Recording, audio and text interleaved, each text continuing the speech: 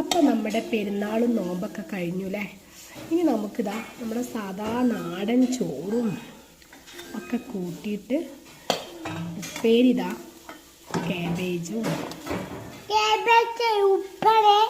cabbage പിന്നെ നല്ല മുരിങ്ങ താളിച്ചത്